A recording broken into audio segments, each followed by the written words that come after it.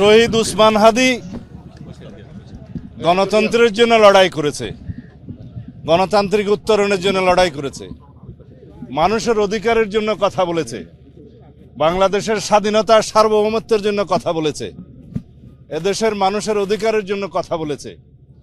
আমাদেরকে ওসমান হাদির এই শোককে জাতীয় শক্তিতে পরিণত করতে হবে, আবেগকে শক্তিতে পরিণত করতে হবে, শান্তিপূর্ণভাবে আমাদের সকল কার্যক্রম পরিচালিত করতে হবে।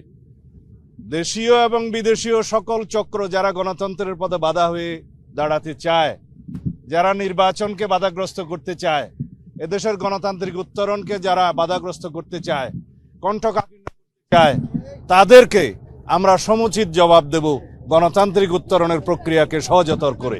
তাহলেই শহীদ উসমান হাদির রক্তদানকে, আত্মত্যাগকে আমরা সম্মান জানাতে পারবো।